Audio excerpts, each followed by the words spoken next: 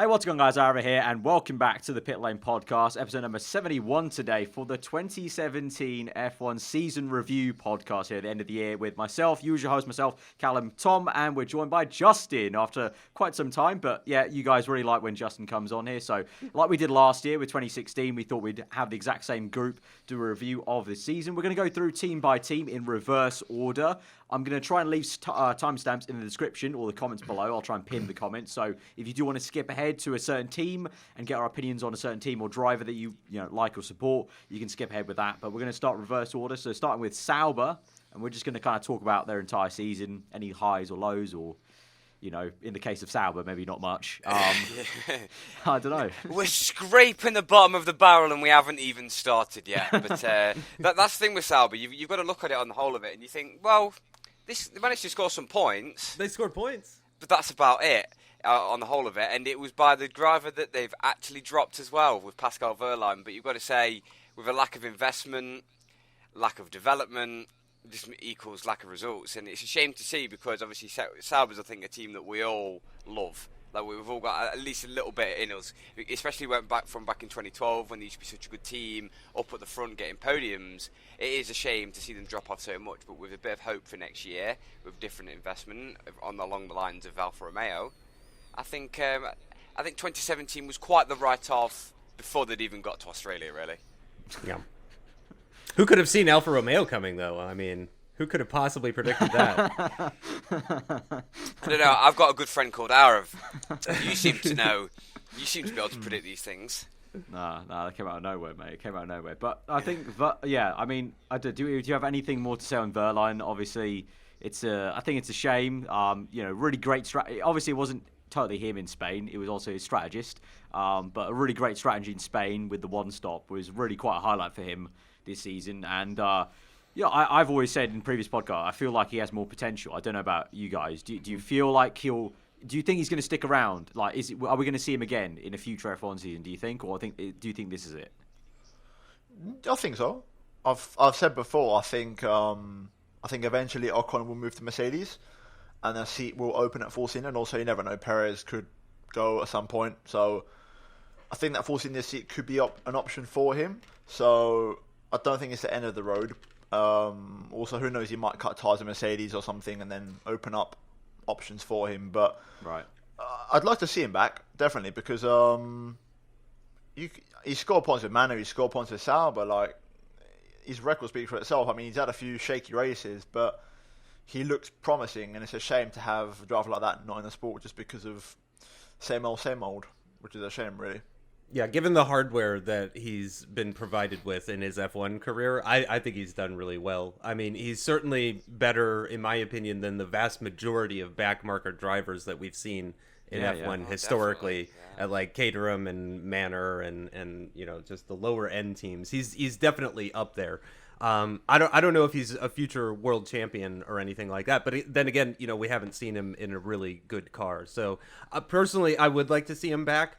It's tough because there's only 20 seats. It's really hard to pick who you really want to see in F1 and who you want to see gone. But I would like to see him back. On the other hand, though, Marcus Ericsson, I feel like he's had his shot. Right. He's had a few years now. When was his first year? 2014. 2013? Yeah, no, 2013 was Van der Garde and Charles Pic. Oh, that's right. That's right. Yeah. So 2014, he was with Kamui?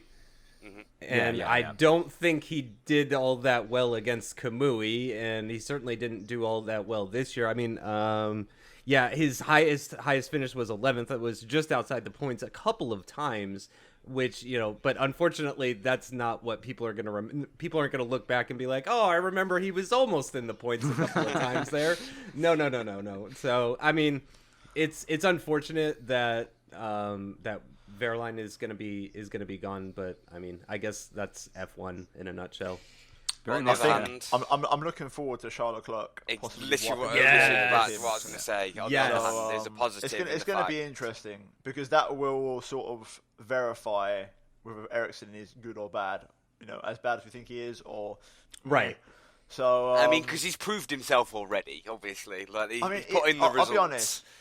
He's been he's been disappointing, but he has shown at times he At can times, put yeah. in a result. So I'll give him the benefit of the doubt, but I think if this season he doesn't do anything against Charles, then see you later. As for Verline, I think apparently he's going back to DTM for a season or more, depending on if he gets back into F1. I think that suits him. I mean, he's the youngest world champion in that sport. So if he comes back. I really wouldn't be surprised if someone offers him a seat somewhere along the line. Well, no. Be it 1 or 2 who years. knows? He might turn 25 and Williams might be like, you know what, this Russian fella ain't doing much for us. We might have to nab you in. So you never know. I think at his age, I think the future's bright. I think you've still got lots of chances. He's lucky to not be a Red Bull drive program dump out at that age, because then he'd be in trouble. So, like, you know, John Verne, or, you know, those, you know, other Russian who we'll get onto in a minute. So yeah, I'm not concerned. I think he'll get back into the sport. But yeah, Ericsson, I think.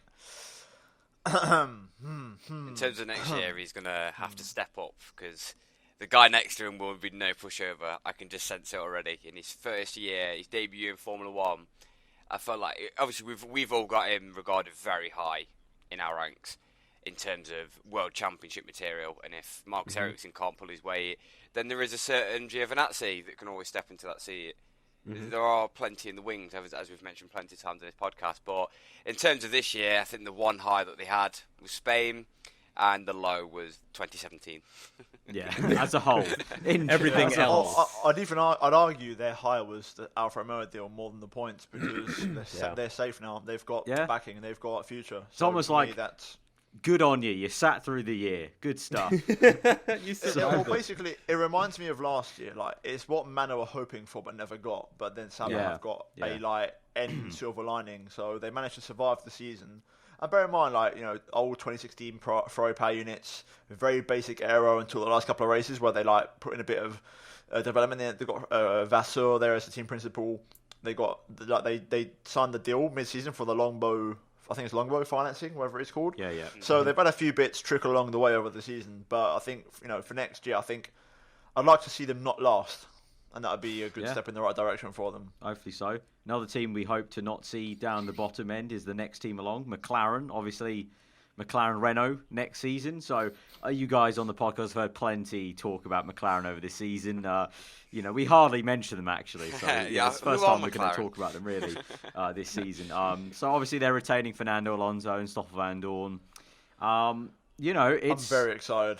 Yeah, I'm. Yeah, with the Renault power, you know, I think we've all seen those headlines now of, okay, we need to be at least matching Red Bull, if not beating them, really, because they've boasted so much about their chassis time and time again. We've seen glimpses of how good their chassis can be at places like Spain, qualifying, where Fernando really ragged the neck of that car, where the power didn't really matter too much. And you've seen, you know, starts at Spa, where clearly when at the very start of the race, where the power really hasn't kicked in, Alonso can make a great start and then he just starts falling back down the ways. And throughout the year, Van Dorn's also improved and got settled into that car, I think. So, yeah, going to next year, it's going to be very exciting. But as a whole this year, what more can you say than sort of... Again, they sat through. I was going to say, there's no difference, really, because when I was writing down these notes, I was like, what difference was there for McLaren Honda this year compared to last year or the year before that? Well, it's kind of like they did a reset. Forward progression. It was like a reset, especially with the engine troubles, engine reliability. Yeah. I suppose the only thing that maybe did step forward was the chassis, because obviously they've got such incredible engineers back at McLaren that obviously they are, when a huge regulation change comes around, they will step up. And with such a good lineup, with Stoffel Van Dorn improving throughout the year, with Alonso proving himself always to be one of the greatest, if not the greatest on the grid, it's literally now it's just thankful for that. Now let's get into next year and let's see how it is, because I think this year is probably the best year that they've coped with Honda. Even though they've split this year, I feel like they've coped the best in terms of getting results. It feels like obviously take out reliability. If you take out reliability whenever they've had a bad race, but when they've had their good races, both drivers have shone. And I feel like, well, you can compare it to 2016, but I don't know, this year it just felt like Alonso sprouted a lot more. Like he came forward and showed what his best potential more this season. I mean, they scored last season 5th in Hungary and 6th in Russia. this season their best result was 7th, if I'm not mistaken. So Also half the points. I Over feel 70 points last year and only 30 this year. I feel like this year was a sideways, if not slightly down. I think they started off really bad, but they came better as the season went on, with like a small hiccup in Spain where Alonso just pulled out a magic result, but then even still in the race, he didn't get any points. But I was critical of Van Dorn at the start of the season because I didn't think he was. I was disappointed. I expected way more. And he did say, like, I think it was yesterday on motorsport.com, saying his first 2 races were really poor. And like, I'm glad he said that because you could really notice. Like, I was concerned for a bit, like, realizing, is he really this far off the pace, or is he just getting used to F1? Also, I think it's a testament to Alonso. I just think, I'm going to say, I think right now he's the best driver on the grid.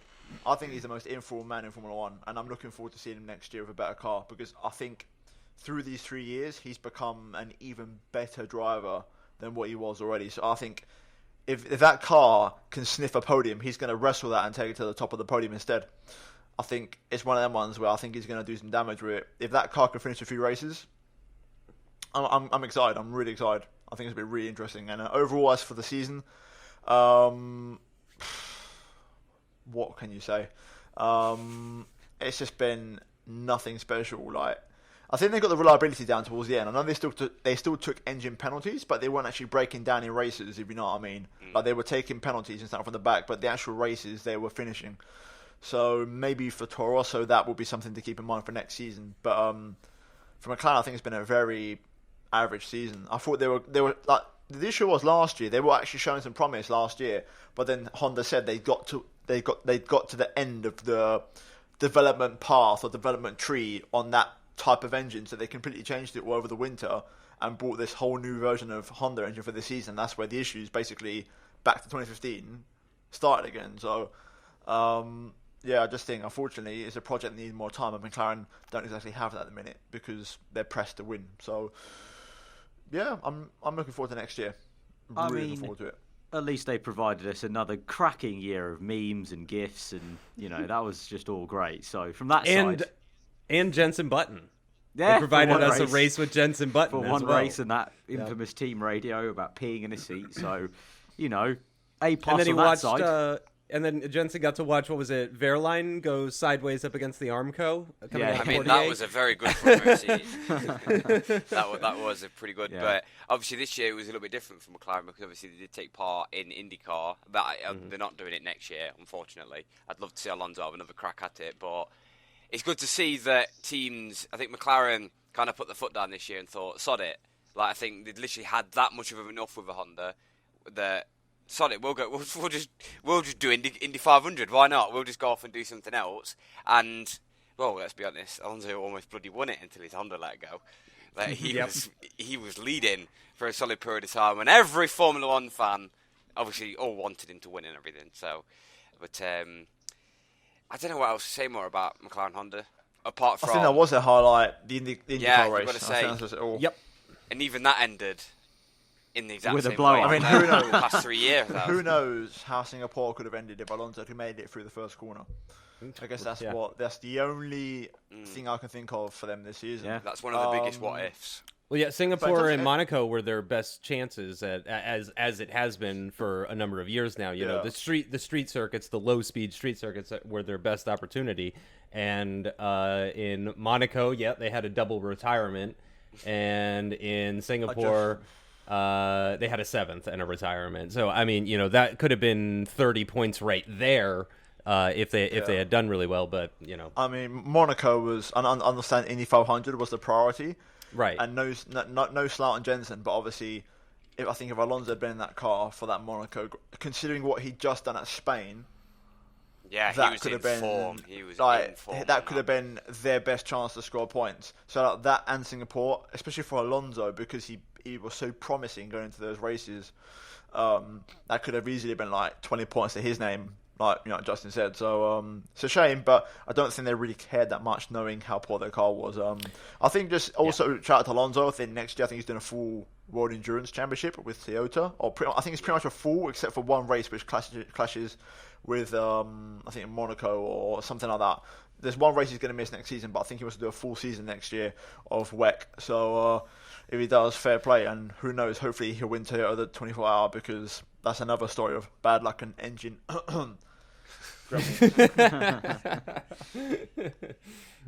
Right, Next so moving team. on to the next team, Haas.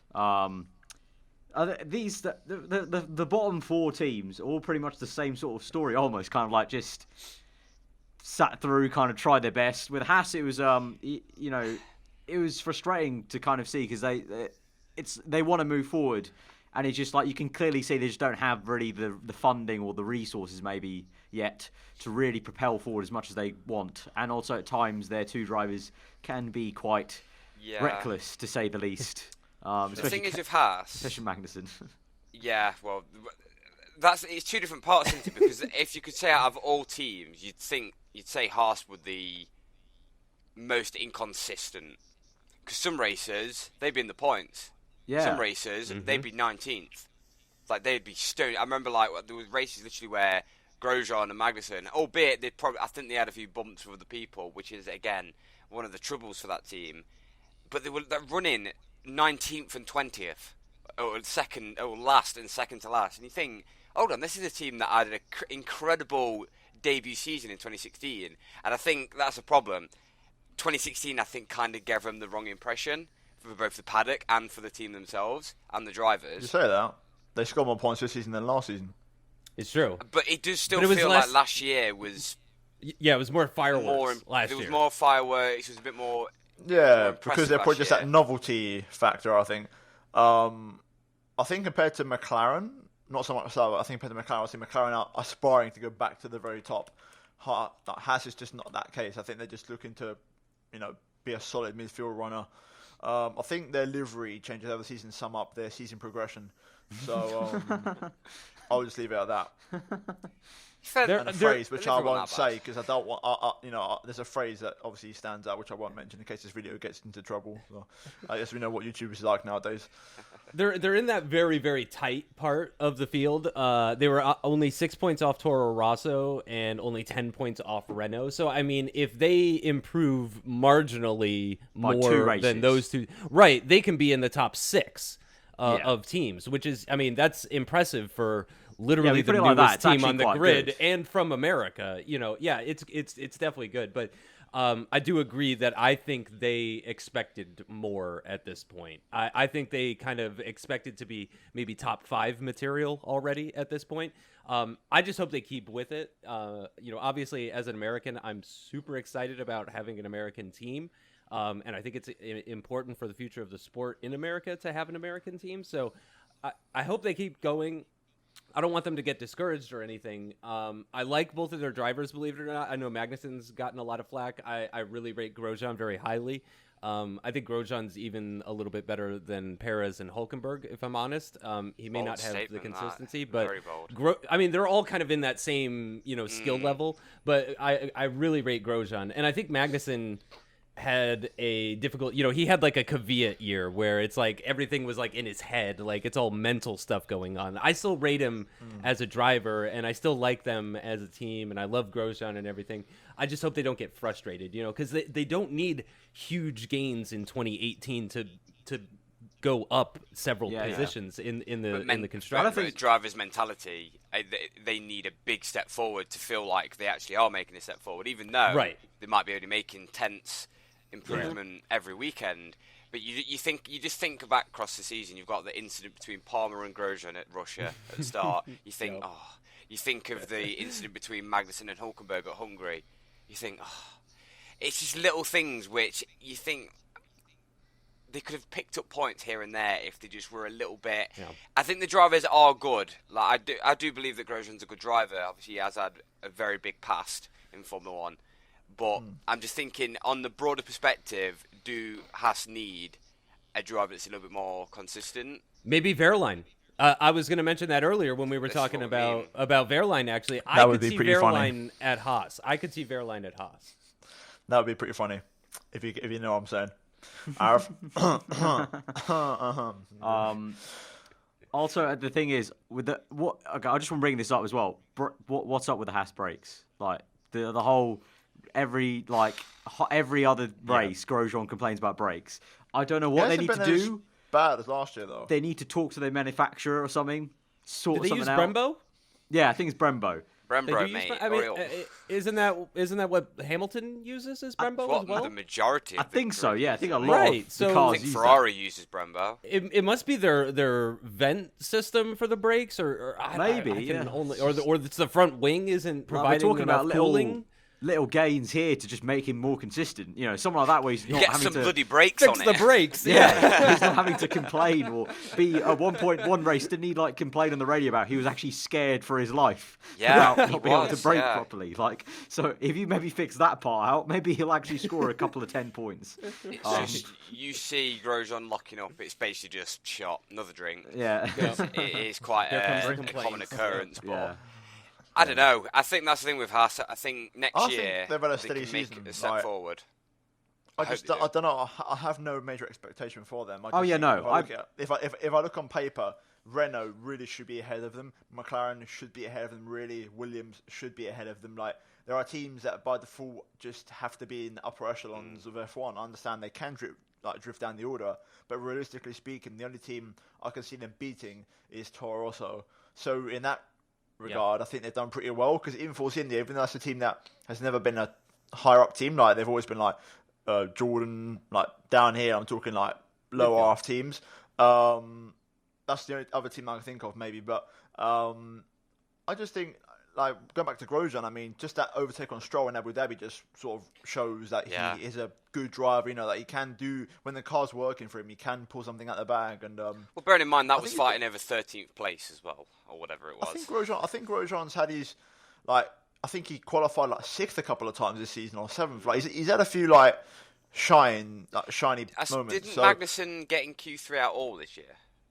something like that. I don't know, but he's been a terrible qualifier. I know that. Yeah, I know that Grosjean's done better than him in qualifying wise, but yeah, to be fair, you have to put it up to Magnussen as well, though, because They've had in some some great race cases pace. he has brought some incredible excitement to racers. Like he really Oh, does yeah. just go for it.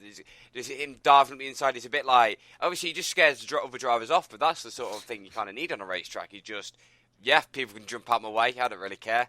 Off into the distance I go. That's quick Well, I way mean, of going through the field. That's a line. He's sort of like doing that. Yeah. He just He's does quite a bit of weaving. He's dancing on it. So yeah, I don't know. I think they've had a good season. Like I would have been. Let me just try and phrase it. So I'm more surprised that they scored more points than last season. I was expecting to score less. So in that regard, I think they've had a good season for me, at least. Yeah.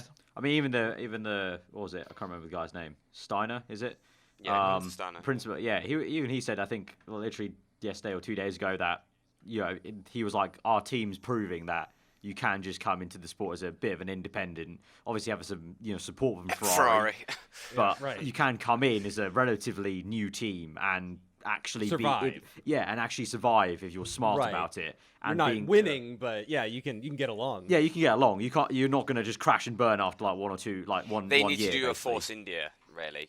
They need to I mean, is it's come in. it's like It all just three of you basically said. It's exists. kind of like don't jump to kind of any points of like worry or doubt. Just keep going like you are, and it's a long road in F1 if you're progressing from where Haas are trying to get to, and Force India been there and done it, and they up Keep to trucking. fourth. So yeah, keep Basically. trucking.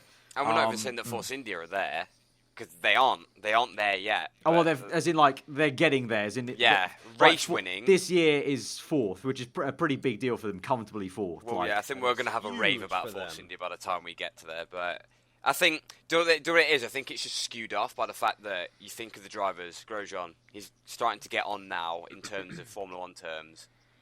He joins a team, brand new prospect, leaving Lotus.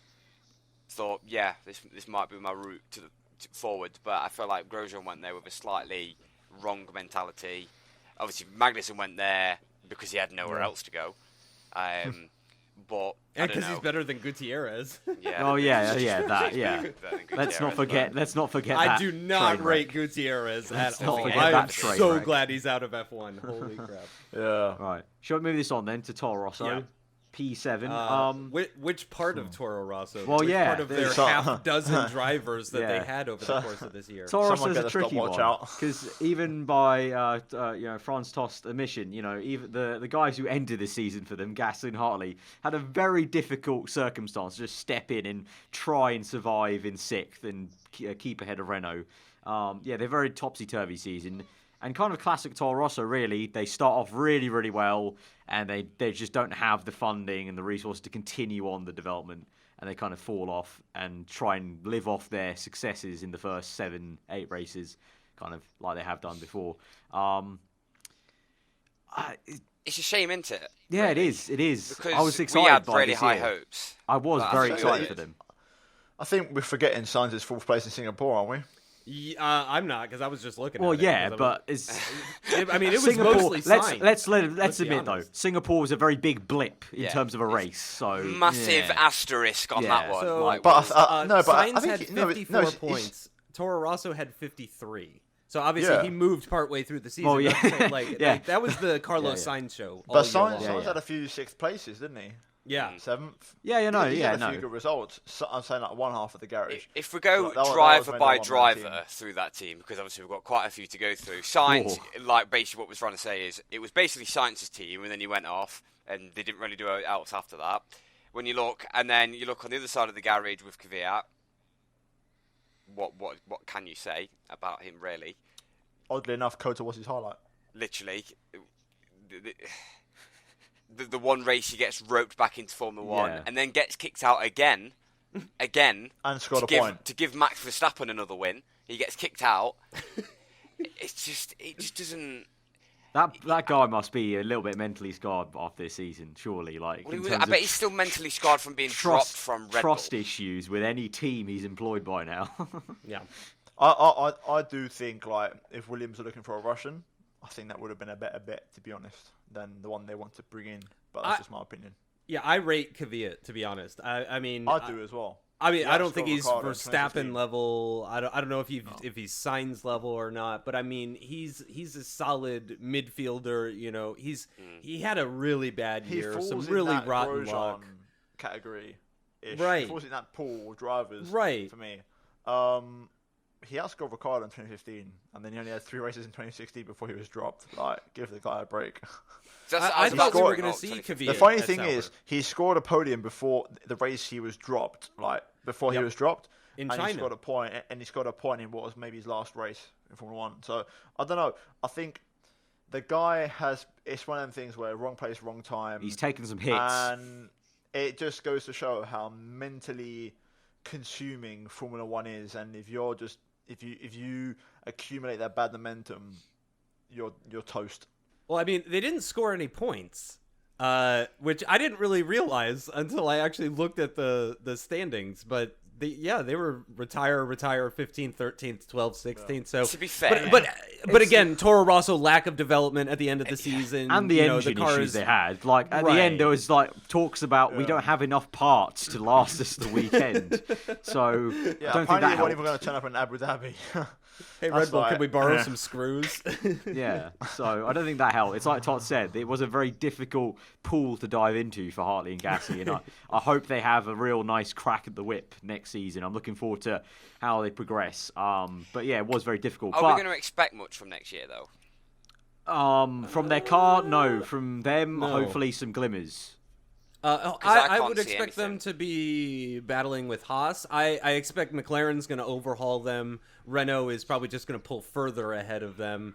Who knows what'll I mean, Williams is always so weird to predict. I mean, they might have a great season. I gonna think, go out there. honestly, season. they might fight Williams and Haas together because I think without Massa, Right. you're not going to have that pool train of consistent points. Exactly. Yeah, that's true. I think at the might see bottom of the Williams slip. food chain, I reckon you're going to have Alfa Romeo, Haas, Toro Rosso, depending on Honda performance consistency and the engine.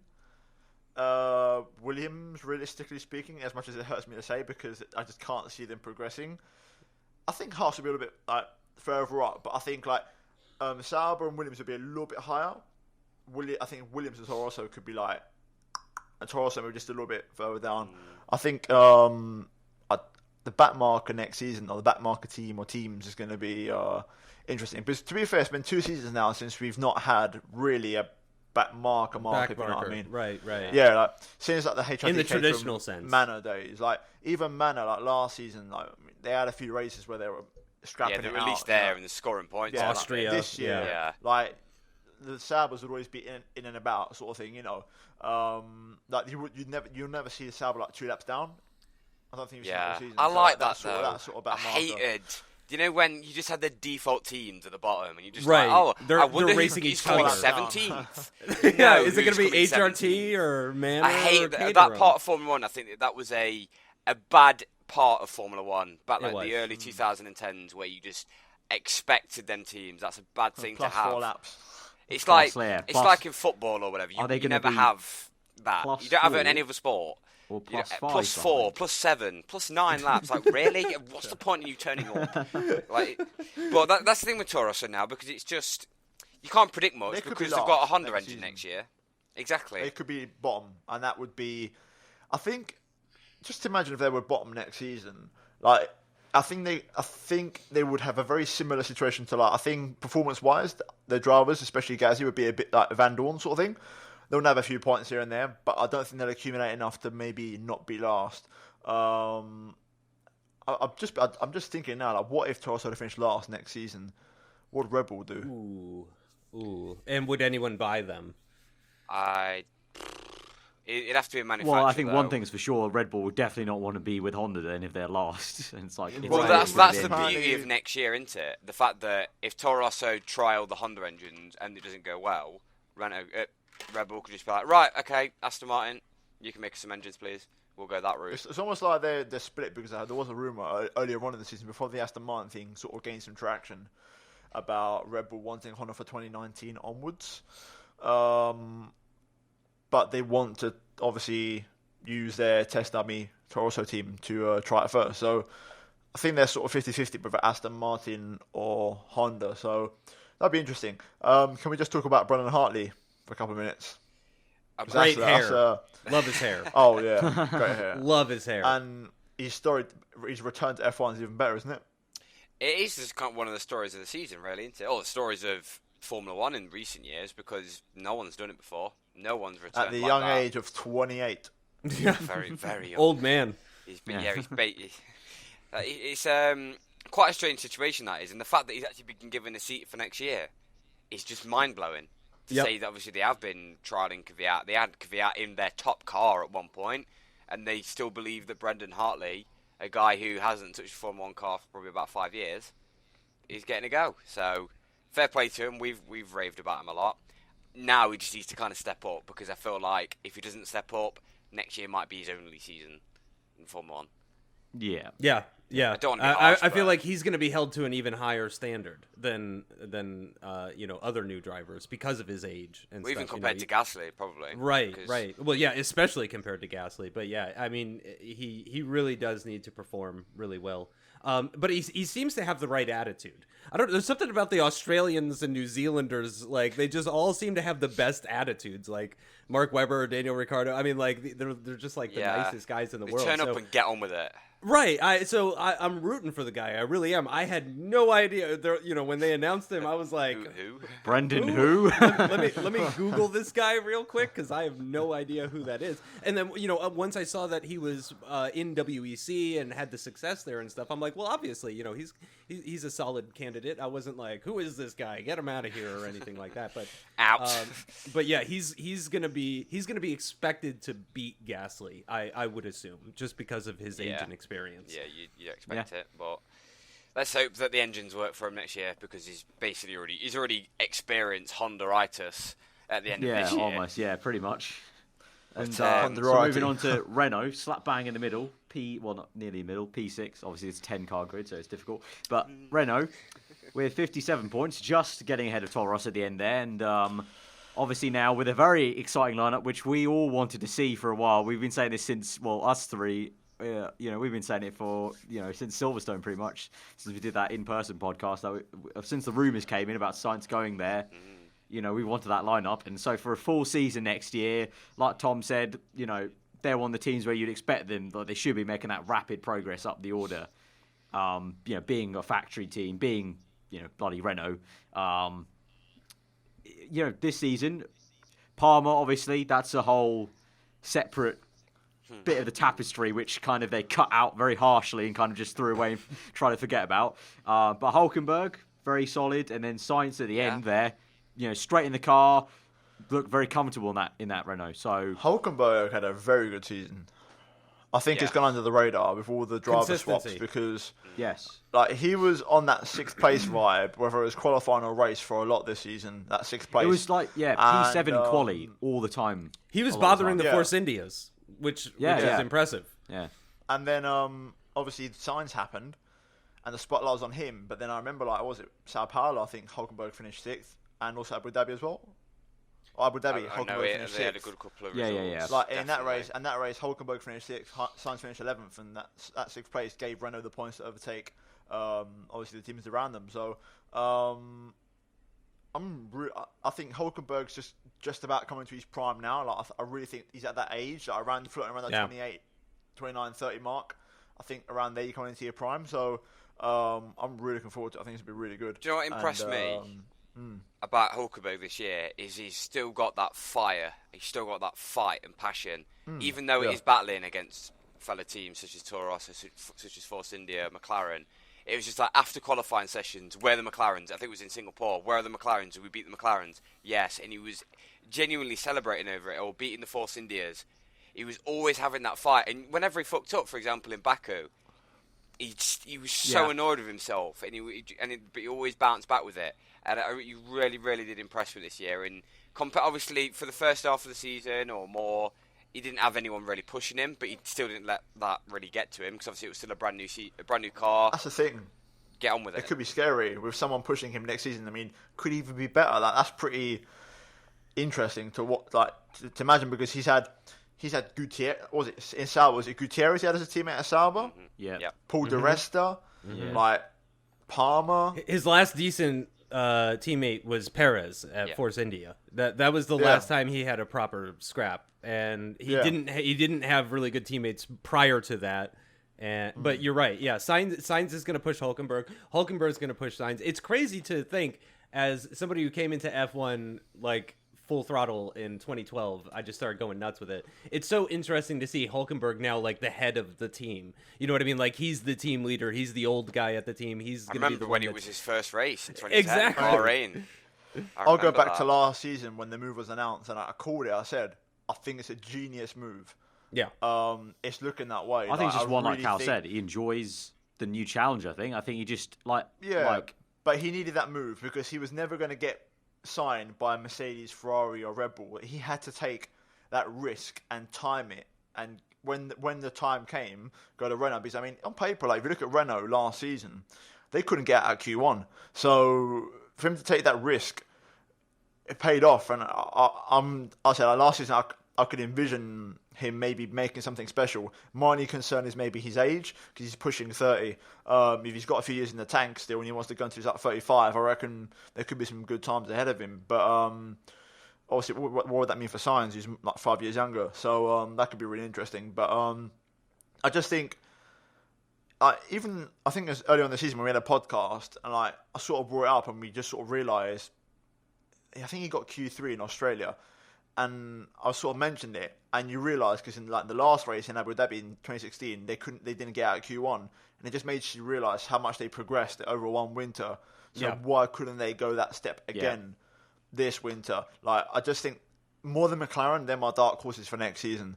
I think they could easily be the fourth best team, if not on Red Bull, their sort of thing, because McLaren isn't necessarily a dark horse thing because you consider that only a matter of time before they it's just waiting. They get back. Whereas Renault, I just think they could come out of nowhere and really spring a surprise, and they've got happen. two variables as well, haven't they? They've got their car and they've got their engine that they can change. Yeah. Other teams, such as like Force India, right. they've just got to work on their own car and hope that Mercedes keep giving them a good power unit.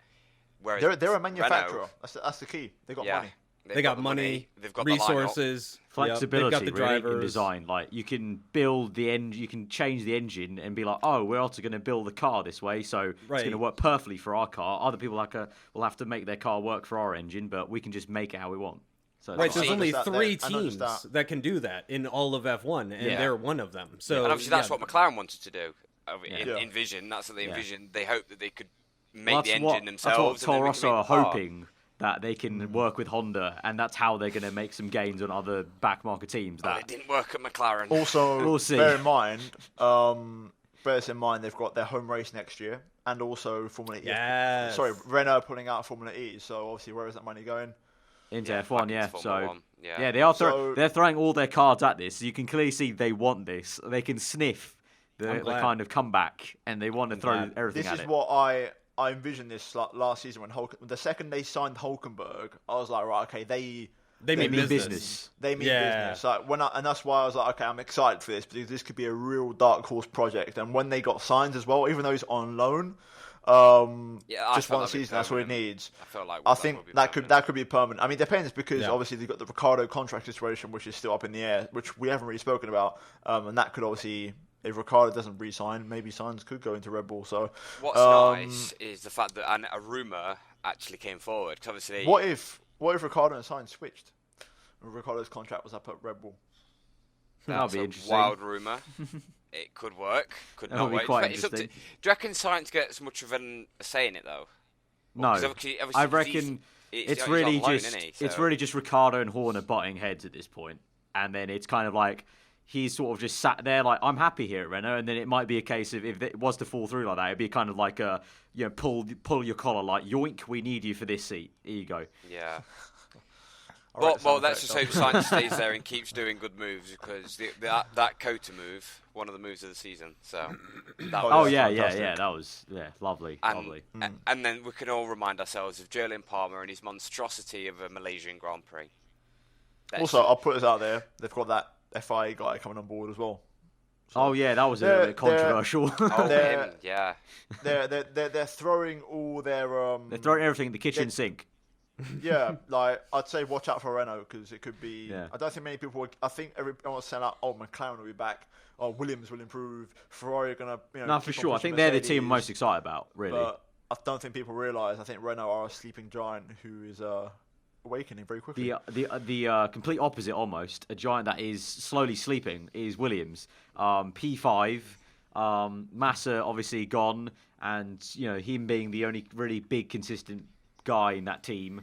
And now obviously, well, it hasn't even been confirmed yet, but pretty much at this point, I think it's going to be Sorokin. We're pretty sure. I think so. Bits of deals down the drain for this season. There's been some highs. Obviously, Baku, obviously Baku's Baku though, so that was a bit of a blip for them. Well, Baku, but it was great for Stroll.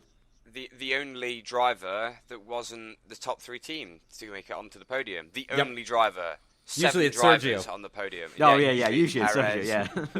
The fact that only one other driver out of every other team on the grid, apart from Red Bull, Mercedes and Ferrari. It does show, unfortunately, the season may have been very exciting and may have gotten a lot of excitement with these new cars. It did also show the one problem new regs like this does create, where it's quite a big top-end gap. Yeah, and that was very big this year. Yeah, very big, very big. But you look at it and you think, that was Stroll's highlight, definitely, even though he got pipped on the line, but I don't think he's going to really care much about that. He got his first podium, managed to get his first points in front of his home crowd, and after a dodgy start to the season, well, it wasn't even dodgy really, I think it was just a slight bit of unluck. But I think he's someone that needs to learn how to use his left foot because he ripped 2 sets of tyres to bits in Sao Paulo, I think. And then he ripped 1 set to bits in Abu Dhabi. Yeah, he made himself quite a name of the tyre destroyer towards the end of the season. But it's just... You can't think of Lance Stroll as a team leader, can you, really? No. I'll give you an example. If Sorokin does come in, I'd say this screams to me Sauber 2014 lineup. That's what it screams to me. Yeah. Just uninspiring...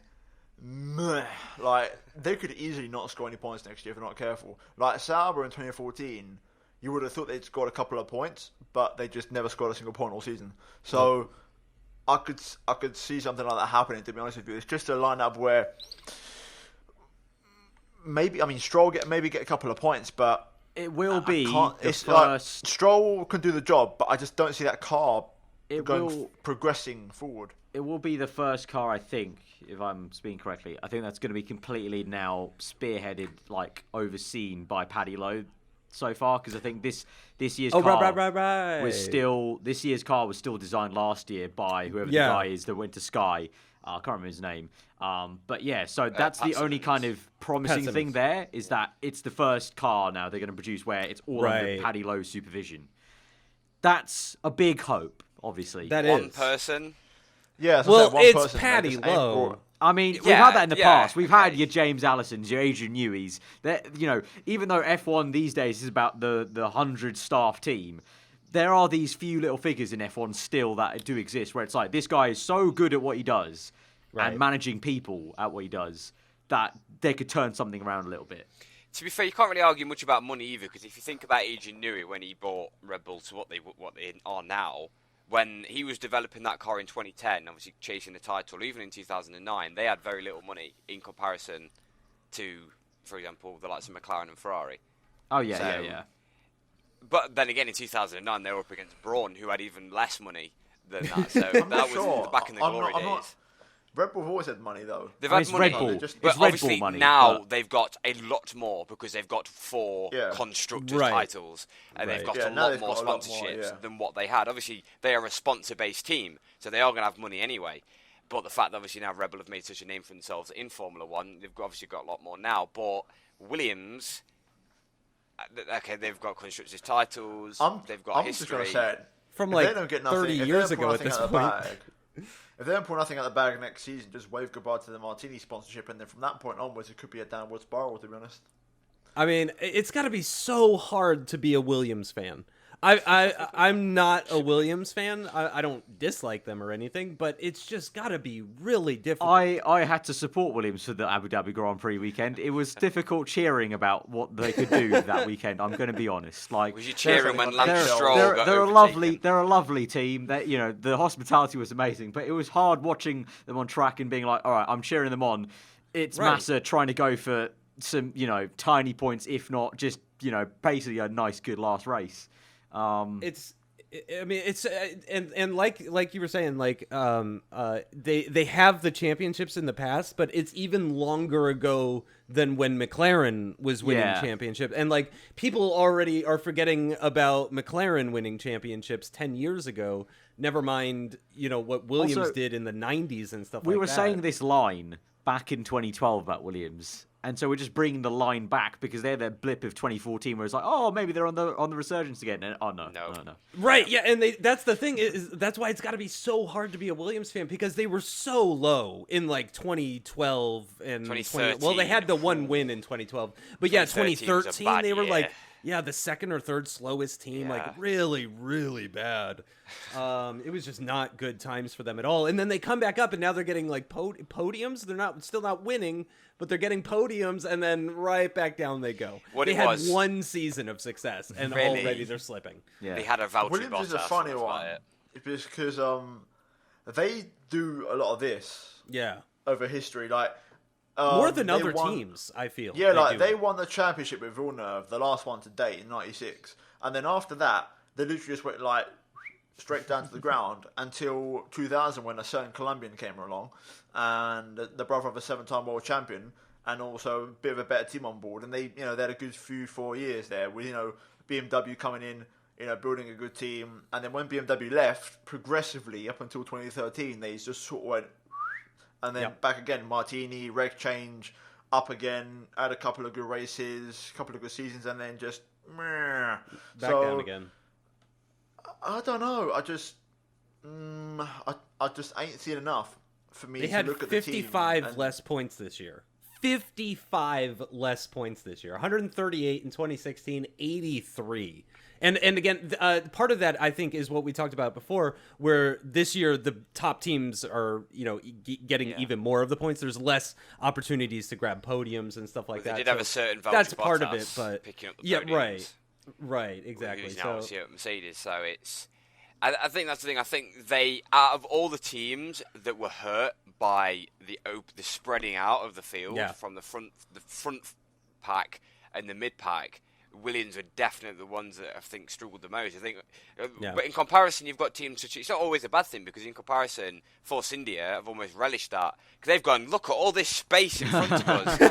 We're just going to drive off into the distance. Red Bull far enough. You up look at the the road. table, and it's literally like that. Look at all the space we've got here: 187 to down below 83, and then up above 368. Yeah, 200 ahead and 100 behind. Yeah, they're straight chilling. Yeah, but it is a shame. But that's the thing. Yeah, that's literally the phrase. That's the phrase of Force India. This just chilling. Force some India, decent points. straight chilling. Well, moving I guess on to that could be Force our India. good I don't think there's segue much else to say about Force Williams. India. I really would like to see something like a bit to do a practice session or something next year, or practice sessions next year. I'd love to see that. I just think, even though the numbers didn't look promising, I would have still liked to have seen him. Like, I mean, who knows? It might still get announced. You never know. It could be like a U-turn. But we're all expecting Sirotkin. But I mean, let him just do the first race and then give it to Sirotkin to the end of the season. But like, I don't know. I would have liked to see Kubica to do at least one race. That would have been well, the nice. thing is with Sirotkin is, I swear he has very, very little like achievement in the lower His categories. record is He's very. done all right in GP2. Has he won the championship? No. No, I don't think so. No. See, that's the thing now. If you haven't won F2, you got to win. That says a lot because usually the F2 champions they go up in the carry on into the sport for a long time. Exactly, or Van Dorn that's currently in. Yeah, but Ocon didn't win F2. That's because he skipped it, didn't he? Well, I thought he won in He won Formula F3 and he won F3 and then got skipped. Well, it was the same with Bottas, right? He won in Formula 3, not. It was GP3. You either win F3 and skip, or you go the long way round and do F2 and then get there. You win F2. Oh, you just got to win another one as well. How annoying is that? Let's just. I don't know, Cal. Jolyon Palmer on GP2. Yes, that is the big asterisk on what I've just said. To be honest, and Felipe Nasr, I think, came second that year. Yeah, as well too. I think that was just a bad year. I think they just had to clear him out. There's like, right, you can go on and win. Yeah, the Van Dorns and Leclercs of this world hadn't come along yet. Yeah, they weren't about. And then Van Dorn did come in and won quite spectacular as well. So the only other season I watched at GP2 was 2009. That season was dominated by Nico Hülkenberg. He won it with like 4 races to spare. So that's the only one I've watched. So I guess, yes and no. I don't think you have to win GP2 to be F1 quality. I think you can come second or third. I mean, I don't think Gasly's won GP2. So, and Giovinazzi did. And Giovinazzi did, Gasly didn't. And there you go. What? Gasly did win GP2. Oh, yeah, shit. Giovinazzi missed out. Oh, damn it.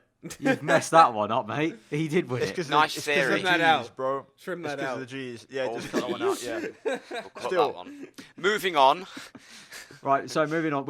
I think that's all we needed to say about Williams. Force India, they've had we're gonna, like Cal said, we're gonna big them up. But also because they've done such a solid job. There's not actually that much really, apart from the little controversy driver infighting. The rest apart from that, their entire season was very kind of. They're very solid. They're very there at a stable ship. I'd argue best season in Formula 1. Straight chilling. Yeah. That is their that is their phrase for this season. Yeah, because like last season they fought for it. Like they said themselves, they fought for 4th place. But this year they comfortably got 4th place by a mile. If my adding is correct, I think they had double points finish at 16 races this season. Madness. There you go. Oh yeah, what was the stat about? And also, just one of their drivers alone would have got 4th place in the constructors. Ocon and Perez individually can beat Williams as constructors. Yeah. So there you go. Yeah. You're right. Well, I think Sergio had 100. Is that right? Perez has 100. Sergio had 100. And Esteban has and 87. Ocon has 87. Yeah, both are ahead of Williams. So there you go. Reliability. Ocon never retired until Brazil. He got taken out. I'll say the biggest highlight for me was how well they resolved their driver conflict. I was relatively surprised. There does not seem to be any sour grapes or animosity there at all. Like it seems very well sorted out. So handled they did well. a really good job. I feel Well like that's handled. the thing, though. There was nothing really for them to get angry about. The fact that they were dominating fourth place, they weren't realistically going to make any more step forward unless the whole top six dropped out and the whole podium was there for them. Right. Which was obviously quite a common occurrence, to be fair. We had at least one person drop out the top six on many occasions this season. Yeah. But you've just got to look at a paper. You think Ocon, okay, it wasn't his debut season, but it was his debut full season. He nailed it this season. Absolutely. And I've weirdly enough, I was so angry when Grosjean took him out or got a puncture and span, whatever the idea. I've never been so angry at a driver that isn't Lewis Hamilton that got taken out, because like that is an incredible streak to carry. To say that that's carried on from when he first came into Formula 1, over 20 races. Didn't he pass Max insane. Chilton's record? Yes, he's beaten. Thank God. Thank God Max Chilton does not have a record in F1 anymore. Yeah, that's long gone now. But you just look at it and you think, fucking hell, they did a good job. Yeah. Like, they did a really, really good job. And this is the thing now. I don't want them to get too far ahead of themselves, because I can't see them making a huge step forward next year. Obviously, we can hope. But I don't know. We would be surprised if they're fourth next year again. Yeah, to be top. So, I mean, to be top it's- 4, they're gonna have to stay ahead of Renault and McLaren, and But if to they get into do- the top 3, they would have to see Ferrari literally just explode, just the Which whole they might factory do, explode. to be fair. Which Ferrari are quite is good at it. that's I always mean, an option. Yeah, when you're let's be Ferrari. fair. That the horse has been kicking lately, so It's a wild horse, wild stallion, that one. But you know what? They We nailed said the this before driver on other lineup. podcasts. Yeah, they nailed the driver If there's a team lineup. likely to drop down, it's going to be Ferrari, not Red Bull. Yeah. Because their Yeah. tendency in the last few seasons. Agreed. So But speaking Force about Red India, Bull, well, just saying they nailed the lineup, they nailed the livery. What Yeah. more is it to nail? Yeah, Nail What, the for Force podium and India, all you like the sorted. pink? Yeah, I love the pink. Oh, yeah. I love the Yeah, pink. yeah. I've grown it. actually, Yeah, no, because yeah, it's it's know nice to when see it's good a Force colour. India. Right, you're It's like, different. that's a It's nice Force to see these India. colours. Right there. Like, shout out McLaren for bringing back the orange. 'Cause Yes, You need yes. colours back. I was Colours are tweeting. important, oh, you know. Who's Like the that, new like head that of McLaren? Australia, the battle between Alonso, Hulkenberg, and Ocon. Oh, That was little- nice. Yes, Orange that was colour. fantastic. Like, Yeah. That was can't fantastic. go wrong. It's Yeah. even I nice was to see it thinking on the Lovely. tower as well. We need that lovely Caterham green back, and then we're good. Oh. Yeah, I do enjoy Oh, that was great. No? To be fair though, with the colours, it's nice because obviously you see on the F1 graphics, it's actually a nice little rainbow, and obviously with the new tyres next year, it's literally going to be like Yeah. the LGBT Everyone's flag. Everyone's it's having going a to be party. like colours everywhere. Everyone's having a party. Everyone's having a party. So moving on to Red Bull then. Speaking of parties and Red Bull. The creme de la crop. So this season, one of two halves really for Verstappen. There was obviously the first half up until Spa, very much kind of like nothing's going his way, many retirements, many just things going wrong for him in his world. And Only Ricardo, one podium. yeah. It lived up to its name, put it that way. Oh cars yeah, lived the up to cars lived up to his name. Yeah, the whole Unlucky for some. marketing aspect they did. Yeah, that phrase definitely did live up to its name completely. They jinxed nailed themselves. it. so hard. And then Ricardo, kind of the opposite end, kind of really solid first half, obviously, using the advantage of Verstappen not being there many times. And then obviously, unfortunately for him, got outshone when Max turned up and won the races he did, in the way he did them as well. But all in all, Red Bull, great end to the year. Hopefully next year they just kind of start a little bit earlier, because that was their downfall. They started Australia. And it was very clear to all of us, I think. It was a big surprise at how barren their car looked. We looked at that car and we thought, that is not a Red Bull. That's not an Adrian Newey Red Bull like we was hoping. Yeah. That's no, a they- Sauber. It They seems were to like, me that oh, they yeah, always Adrian have Newey. a poor start, or that's common for them, because we saw that like in For the last, 2012 since as well. 2014, yes, yeah. They're just like, since the V6 era, it's like they just have a bit of like someone's holding them back at the start of the season. Then they eventually Right. cut the cord and then they start running. Right. So it's odd. To be fair, what Justin said, they've had that even in the V8 era a little bit. Yeah, Really. yeah. 2012, They slow tend start. to 2012 for sure. 2013 2012. wasn't as dominant as the end of the season. Even And the start of 2011. 2013. And the start Even of 2013. 2013, right? Yeah, Oh, the 2013. dominance Because didn't start in Vettel won. 2013 till the Vettel won. end. He won his 9 races in the second half of the season. Like in the first half of 2013 until Hungary. That was was all when he like- had his streak. Yeah, when he had Yeah. a big streak of... Because that was when Mercedes obviously came a little bit further forward and we thought, shit, how have Mercedes suddenly definitely. done this? But that's thing with Red Bull, you look at it and you think, Yep, we all expected them to have a slow start the moment they showed their car, because it was just empty compared to the Mercedes and the Ferraris, which both looked incredible cars. So we knew that it would be Mercedes versus Ferrari from the get-go. But that's the thing. We need Red Bull to almost reveal their car, start the season about 3 months earlier, then they can try and get to where they are, because usually around about Canada or Baku is when they've actually got a decent car, and then they can start winning races. Maybe they're not starting as early as other teams. Maybe they're focusing on late stage development more or late season development more than other teams. Yeah. You know, they're still developing as they leave Mexico. Like, yeah, there's only 2 races left, but whatever. We're still working on this year's car. Yeah. Well, I don't know.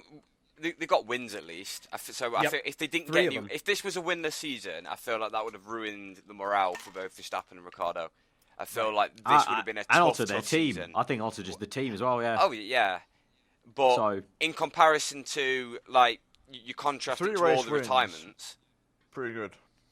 Yeah. Just to take into account the issues, I gotta say like Verstappen really like when he won the races he wiped the floor with Ricciardo. I'm talking like he wiped the floor with him. Like it was shocking.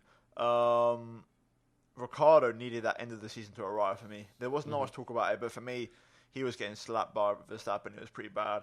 I really like Ricciardo, and I think seeing what Verstappen produced towards the end of the season, I think he's seen what he can do now. So I'd like to see them now probably go head with hopefully a bit more competitive machinery next season. You're more right about that than I realized. After Italy, Ricciardo never finished ahead of Verstappen. I know. He literally, when Verstappen got that car working, Verstappen slapped him.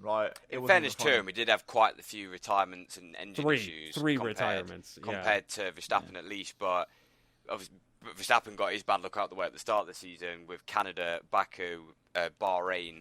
I think if Ricciardo hadn't have won Baku, I think the plot lines for the season would have been a hell of a lot different. Yep, I agree, because that was his 1 win to Verstappen's 2. So I agree completely. But you even compare it to how they won the wins. Like, okay, in fairness, the cars were very different Baku compared to Mexico, for example. True. So you have got to take that with a pinch of salt. But even when Verstappen won the Malaysian Grand Prix, he did have to overtake Lewis Hamilton. No, but I was more impressed with Mexico. But Mexico as well. But obviously, Hamilton the team was kept to him slow honest down in Malaysia. That's mad. But even his start in Mexico, that was an impressive start. But then again, Mexico would turn 1 long straight. I was more impressed with just the fact the team told him to slow down, and he was like, I can't. That was just that to me just. It was like I actually on purpose tried to cut a corner so I could get a 5-second penalty, so it'd make it more exciting. But I think next year. That's the thing. I think Red Bull can step up if Ferrari obviously drop back, which we can see happening. I think we've all got that slide. It's like I'll be surprised if Ferrari are the challenging team. Tom made a very good point. I think it was 2 podcasts ago. Ferrari have that thing of they take 2 years to wind up for a batter hit. They try and hit, and the last few times they've tried to hit, they failed, and they always go back to 2 years of winding back up again for another year. Yeah, it's 2010, 2011, 2012, 2013, 2014, 2015, 2016, 2017. Yeah. So there is a pattern emerging, and the Red Bull, they haven't really had. The only pattern that Red Bull is showing is starting off bad, becoming better. Let's hope that does change, because that's the thing. This year, a 2-way scrap was good enough for all of us. I think we all enjoyed the 2 teams. Getting a third team back to the days when it was in 2010, 2011, 2012, when there was actually a decent amount of teams going for wins. Because I think it wasn't that graph that was released on Twitter about the percentage of wins spread the V6 era.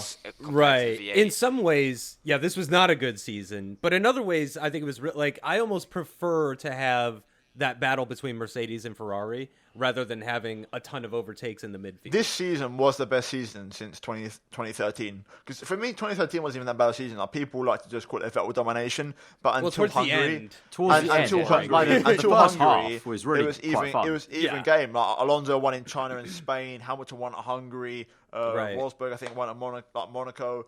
2013 was a good season. People consider it Vettel domination, but it's just the second half of the season. Like, I just think 2014, 15, and 16 have just been a complete silver hour whitewash. So I've seen many arguments about 2014 on Twitter. I think, Justin, you have been involved, like me and you have been involved in not arguments against each other, but I think against certain people. And we talk about it, it's just like, was 2014 a good year? But you compare it to 2017, you think, you know what, I'd rather just have more than one team win.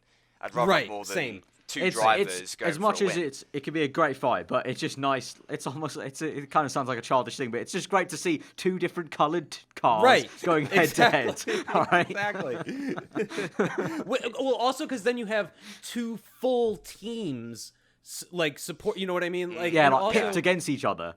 Right, and then like you have people that like Hamilton more than Rosberg, but they still support Mercedes, for example, in 2014. They're just a Mercedes supporter. Whereas in 2017, you have like two totally separate camps. You know, you've got the Ferrari people and you got the Mercedes people, and then within those camps, you have the Seb fans and the Kimi fans and the Hamilton fans and the Bottas fans and so on and so forth. So you're involving more people in the championship, in the excitement when you have two teams. And I think it's better for the sport as well too. It's better for the headlines as well. Oh, yeah, when you talk about two different teams rather than just Hamilton beating Rosberg or vice versa. Yeah. Unless it's a civil war, and then that's always fun. Which we had plenty of them, especially in 2016. I mean, that's the only thing that thank God that Rosberg and Hamilton had a bit of friction between them, because otherwise it would have been quite dull. If it was, could you imagine if it was like Hamilton and Bottas? If it was, or like a Vettel Webber towards the end, like it could have been very bad. Yeah, or Vettel Raikkonen, even, for that matter. Yeah. So boring. Like, come on, start poking his stick. Yeah, like, do something. Come on. Hit him or something. Take him out. Even though I bet some people can argue and say, yeah, but even though this year was still two drivers going for it, but that's not the point. That's not the point. No, it's still two cars, two different cars. Raikkonen got a pole position this year. Like that. Yeah, but Raikkonen's washed old man now. No, exactly. That's what I'm saying. He's washed, but somehow in this good season where he can still surprise us. Running going for it, he's still got a podium. Like we saw Stroll get a third place. Like we've seen a few interesting bits and like things happening. It just felt so fresh seeing two completely different teams. To build on this year, what you need really is a flip flop on the car. That's what you need. Well, that's exactly what we need. That's what you need. No, honestly, because you know how we've all loved two world champions going against each other? Yeah. Why don't we add another world champion? Exactly, yeah. If Fernando Alonso was battling against Lewis Hamilton, can you imagine Hamilton v Vettel v Alonso in three different cars? We got a taste of Mexico. Look, feel the excitement. We saw Mexico. If we had that turn up to Australia, I feel like every F1 fan's getting the lube out and they're going to start having some fun. We was watching that Mexico battle. Like you, me. We were like sat next to each other. We was watching it, and we was like. This is cool. This is good. This is good. Very good. It's just I'm just thinking of that now, and that means three different teams going at it. Yeah. Three different colours as well. How exciting is that? Yeah. You have the silver in the middle. You have the red and the orange on either side. Lovely. You've got your non-world champions. Like your Ricardos, your Verstappens in there as well. Your Hulkenbergs, your Sainzes. just springing surprises in there. Now it's just turned into a Formula 1 wish list. Yeah. What I want for 2018, please. Right. Right. Should we move on to the horses themselves, the bucking Broncos? Not Broncos, but 522 points. Vettel. I'll start if you don't mind. 317 to 363. Ferrari, go. You can take your hat off. No, I'm putting it on. A very good season. I'm going to be honest. I did not expect them to push them as much as they did for as long as they did. Like I thought after a few races, Mercedes would just get their act together and really, go back to 2016. But Ferrari just kept it in there. Like they kept on doing. Well, I say Ferrari, one side of the garage. They just kept on going. Like I was really, really impressed. And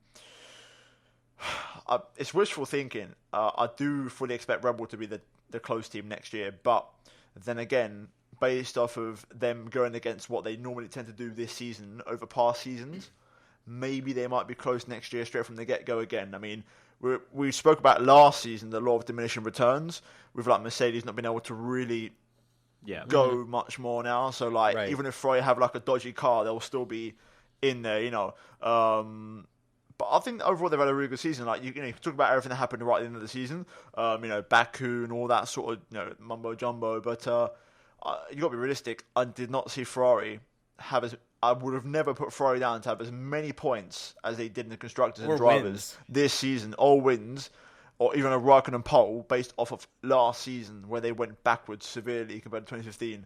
I know they've got the money to invest, but I just didn't see it coming. So when Vettel rolls up and wins Australia quite comfortably and then won Bahrain, I was like, okay. And then he won and then he won Monaco, which was the first time they won that race in 14, 15 years. You're like, okay, they're starting to break some records here. Maybe this is genuine. And then they won Hungary, which stat for you, which I do remember distinctly from that very race when he won.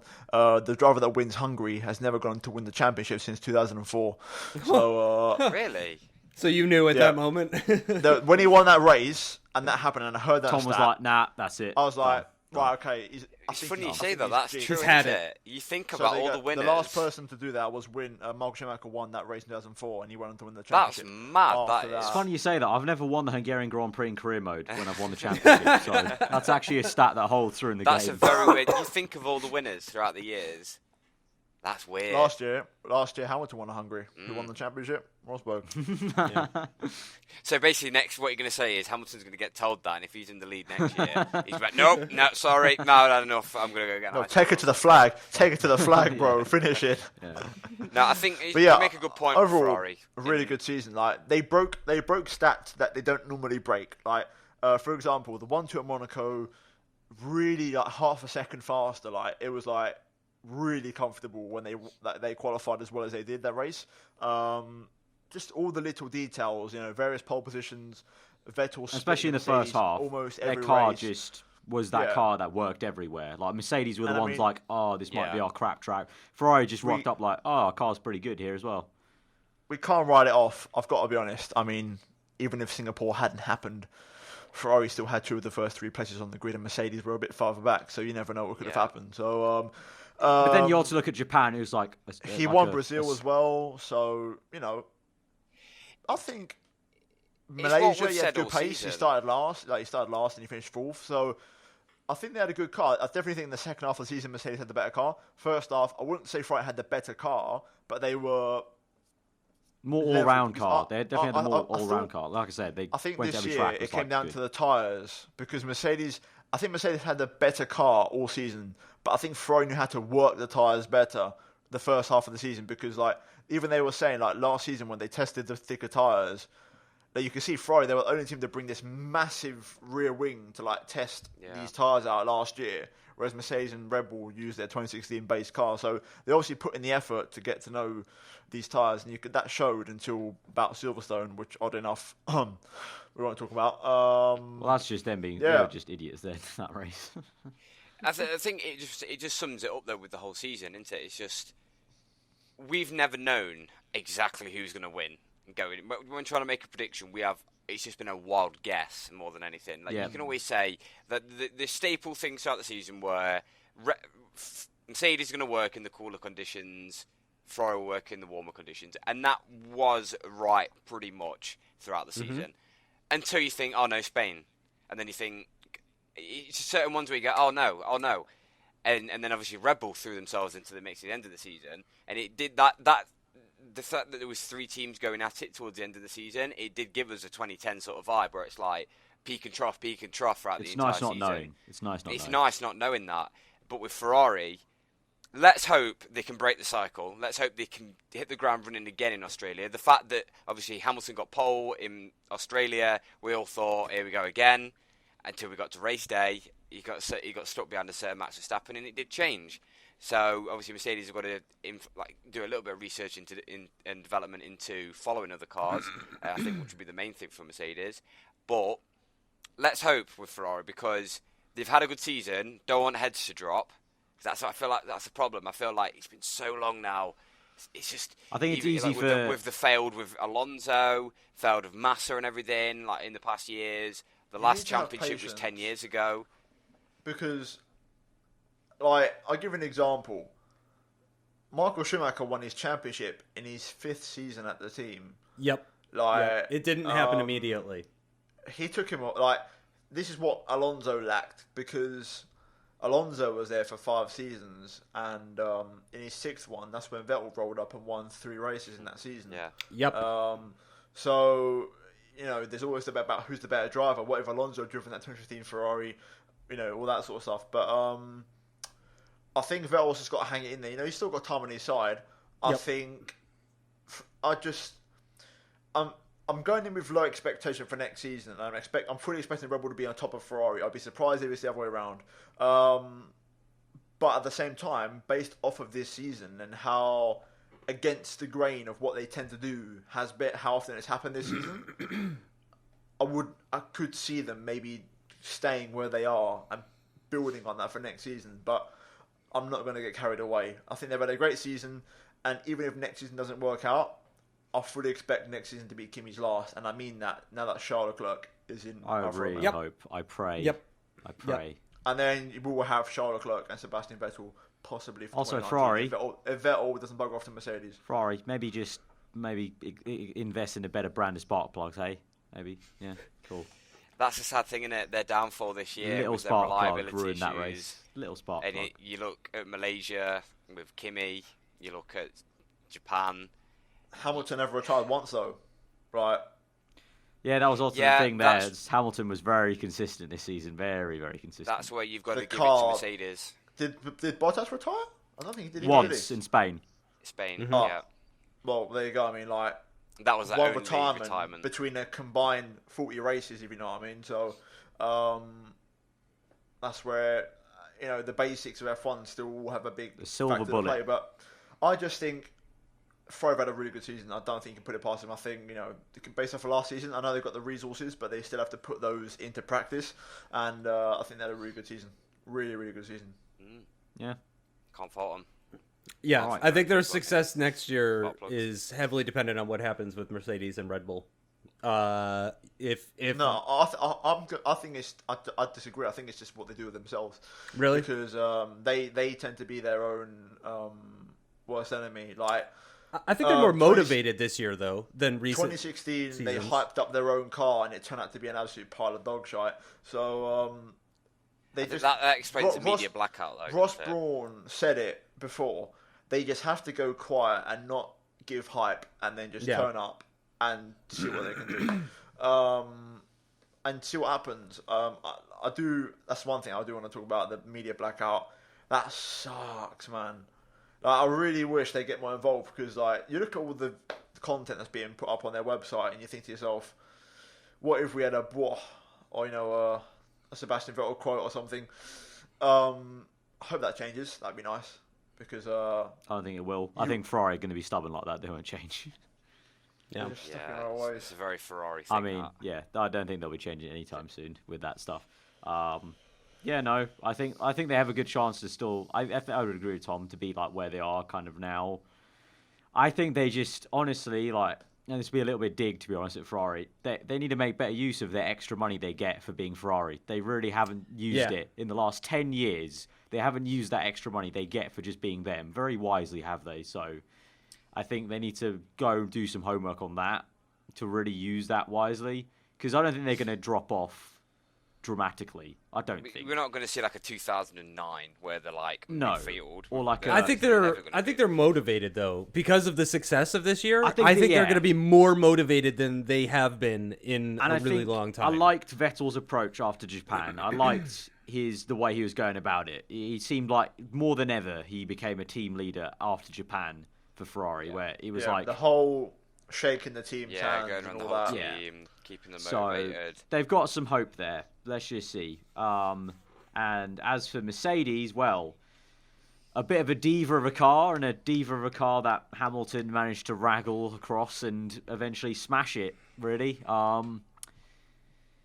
They did it. Yeah, it's not much else that's to the really thing. say about You Mercedes. can't said it. fault the reliability. You can't fault the drivers.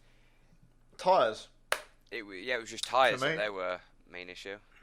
I just don't think they understood the tyres early on in the season. I think they got on top of it when it mattered the most, combined with their very, very impressive reliability. So, I think if we're talking about Mercedes, I think more importantly or more specifically, I think the story of Bottas. Disappointing season or not too bad in the end? He was thereabouts. You know what I mean? Like, he wasn't following Lewis home in every race. It's not like they were 1, 2, 2, 3, 3, 4 in every single race. There was definitely some people in between. But towards the end of the season was really where he seemed to pick it up a little bit. Or at least that's the way it felt. I mean, looking at the results, it's not that much different for Bottas at the beginning of the season versus the end of the season. But I mean, he might have had a little bit of a Perez syndrome going on. Moving to the big team and having a little bit of a shell shock and kind of acclimating. China. Now, on the bright side, though, unlike Perez, when he got to the big team, there was actually a good car there waiting for him. So, he did finally get it together. And, I think he's getting more confident with himself and his relationship with the team. I don't think he felt like he was in danger of losing his seat for 2018 at any point in time. Because I think he had done enough. I mean, he did better than Kimi. And that's really all he needs to do. That's what he's being graded against. Yeah, because Lewis is beating Vettel, so Bottas just needs to beat him. He just needs to find some consistency. He was very hot and cold, very hot and cold. Yes, and when he was cold, he was very cold. He was very frigid, very Finnish. I'll say this: Kimi was never as good as Bottas when Bottas had his highs. If you compare it, the good moments. But the lows. I feel like Kimi was far more consistent than Bottas this season. Yeah, I would agree. You can argue Bottas that. had some stinkers. Yeah, for sure. But really bad races. Who's the world champion that's been in the top team since 2004 or whatever? And who's just joined the top team? Right. So there's 15 years difference or whatever. Yeah. Even more than that. I think I attribute Raikkonen's pace to his age. Oldest driver on the grid, but he's 38. I mean, that guy... I think he's too old. But no, do you talk about Bottas? Too old for Ferrari. Was it a good move? Yeah, he's too old for Ferrari, definitely. But thinking about Bottas, on the whole, in terms of Mercedes as a team, Bottas was the perfect driver for Lewis Hamilton as a teammate. They were the perfect driver lineup for Mercedes. Because you think they have had so much hostility, they needed so many issues, Finnish problems. They needed a Finnish driver to bring it down, icy cool. And but that's technically that proves it. He's half Finnish. Well, half Finnish, but he's got a German backside anyone who's decided to actively claim themselves as a nationality will obviously have some sparks there. Yeah. I just think, this isn't okay, but give it. What if Bottas was to get on top of that Mercedes in challenge? I don't think it'd be the same. I think it's inevitable, like the same way Ricciardo, Max Verstappen get on so well with each other. Inevitably, it's going to happen. It's going to happen. But I think they needed that break. The only person I cannot see getting the ump, and this is why I'm going back to Kimi. He is the perfect number 2 driver because I don't think, even if they were going for the championship, I just don't think Kimi would give a shit if Vettel won. I just don't think he would. I think Bottas this season, I wasn't at all impressed until Abu Dhabi. I know Hamilton wrapped things up, but Bottas took him the Grand Slam, which was... Yeah. He finished off the season the way he basically wants to start 2018. That just sort of reminded me. I was like, okay, I'll give him another season. But then also it made me realise, Rosberg was a better driver than what I thought he was. And also, I think Rosberg was at Mercedes from 2010 until 2013. 2010 to 2012, 3 whole seasons in that team before Hamilton arrived. And even then, he needed a couple more years to really go for the championship. Bottas, I think, needs the same. I just think he does. I agree. And Hamilton's got 4 years on him. So it's funny you say that. To be fair, Hamilton's older than I am. That's mad. That's old. Yeah, that's old.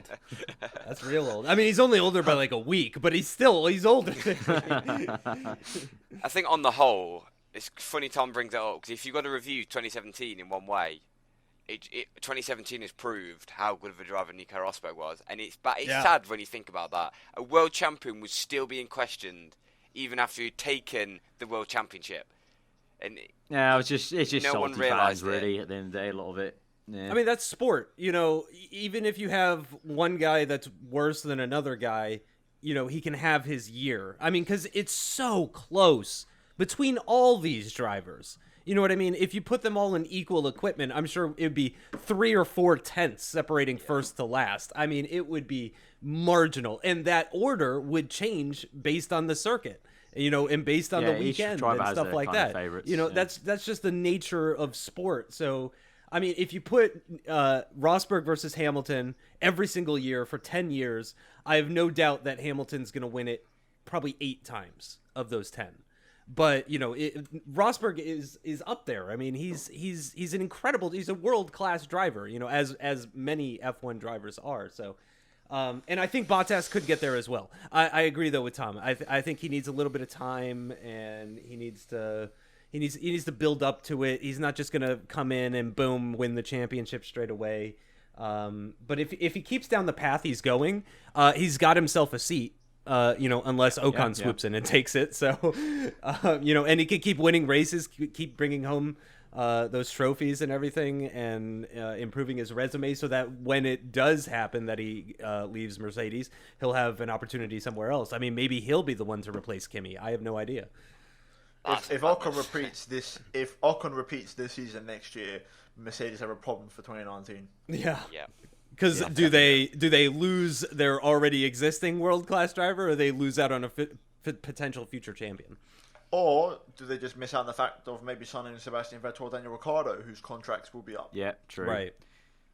Yeah. Welcome to Formula One, where we like to think 2 years in advance all the time. Yeah. Well, you say that, it's not us. It's been that for years. Oh yeah, I mean, it's been like people were thinking. We were thinking about this season 2 seasons ago. I remember when Alonso got announced in McLaren the year he won his first championship and still won the other championship the year after, although he was already confirmed to leave for McLaren. Like, he did a whole season knowing that was his last year at Renault, and he still won the championship. So, like, F1's normally been a sport where way in advance things have been announced. Right. I think it's the same thing as we said last year's podcast. We're waiting for Raikkonen to leave to be the domino effect to that. Yeah. He is still the hole, the plug in the hole, really, for a lot of the top moves. Massa's finally gone, and we've got a shit driver, so that one didn't work. But God damn it. Hey ho, God damn it.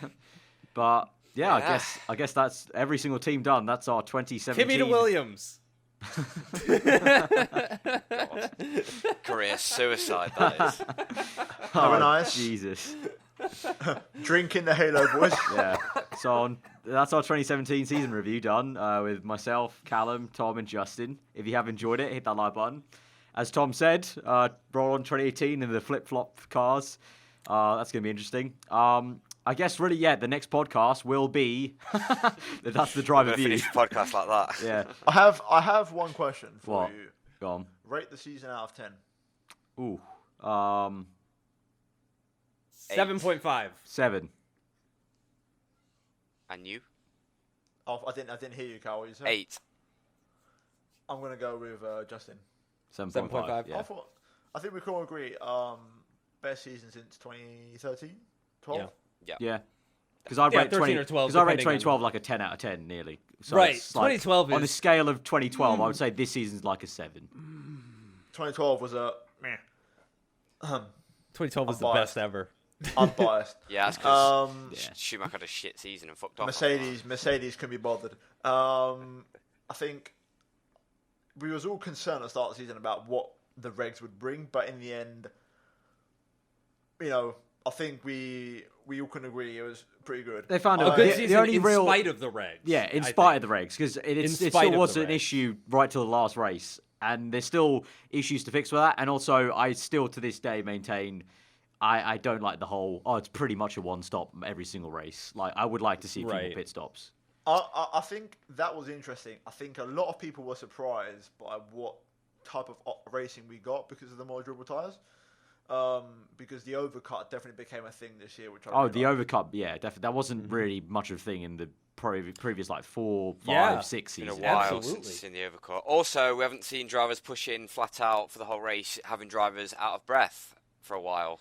So Yeah, that's I mean positive with we saw Petit. that for the first time in Spain. We didn't really see that too often afterwards, but yeah, that was kind of interesting. Always interesting to see, like, yeah, for the first time they're like, oh, I'm actually having to really work quite hard here. Yeah. And then one more question. Now dust has settled, what do we think of the logo? I was literally alright. saying this to some other people. I literally couldn't care less. I haven't even. Yeah. I look at it now. I'm like, that cool. That's the F1 logo. I've gotten totally used to it now. Yeah, I'm used to it. I think it's I fine. don't like it as much, but yeah, I don't care. I don't Yeah, care. I'm used to It's it. not going That's to the thing, that's affect true. how I feel about Formula One. I'm as a used to it. sport. I look at it now. I'm like, okay, that's F1. Cool. Well, have you seen just- people have made tweaks, where like they just make the one a little, Yeah, they add a yeah. little, like it just tweak it, like it could be a lot better. It just feels lazy to me. The bigger but thing I apart don't from the logo really care. is really just the text they've got with the logo. I think Tom agrees with me. The font they've got that goes with this the logo. actual, let me explain it. So the logo they're using, the F1 in red, that's fine. I don't care. It's the Formula One in text underneath, which they will use spell to it out. brand everything. Looks horrific. Yeah, that like, text it looks like a 1995 8-bit game text. Like, it looks horrific. I can't stand it. I just think also, after hearing their reasons to change the logo, I'm fully for it, if you know what I mean, because they want to really push this new Right. It's marketing. direction. A That's new what it was. brand, Yeah, new it's brand. all Like, new. they said because like transparency issues with the one and all that. Like, I totally get it. So like, more power to them. Like, I mean, wish they I tweak joked it, about but- it, but literally, this new logo is so much easier to use on thumbnails for like when you do the blackened stroke effect over it. Yeah. Because that Oh, one, right. the gap for the one was always tricky because the stroke never covered the gap for the one fully. It was always this Right. circle. And the thing, like the lines would always look really weird because of Yeah. the stroke as So well. like actually, Right. like it's like not even funny. Like it actually is better for marketing from even our standpoint as YouTubers. Yeah. So Even I'll say our this. shit standpoint. yeah. Justin, you'll probably know straight away because the person who designed the logo is the person that designed the ESPN logo. Yep. I noticed that. In fact, If I you tweeted compare- one of if the you guys. compare Does, the yeah, two- it does look similar. Yeah, and I think there's a guy at ESPN F1 named Nate Saunders, if I remember correctly, and he like confirmed it. Like All he right. was like, yeah, no, it's the same guy, and it looks extremely similar. ESPN F1. Yeah. Basically what it is. yeah. Yeah. Well, the thing is, ESPN are buying off it, NBC, aren't they? So Right, NBC doesn't. Maybe. It won't be broadcasting Yeah, they F1 in won't, 20, which is 2018. a shame because I It's gonna be E like ESPN. I like the guys over at NBC, like all the guys yeah. I follow on Twitter. we'll Great. Will Buxton. Yeah, Will Will Buxton, Luke Buxton's Smith, amazing. all really great he guys. is incredible. So yeah, it's a bit of a shame, but hopefully all those guys have stuff to do next year. Let's hope. But I know yeah, Luke Smith does. Luke Smith's got yeah, something going he on. does have something under his sleeve already. So I'm looking forward Yeah. to seeing that because great guy. Glad for him. But yeah, so that's been the 2017 review. Let us know what you thought in the comments below about anything we've talked about. Be sure to check these guys out in the description as well. I'll link their Twitters and YouTube channels. Our Twitter handles are above our names as always.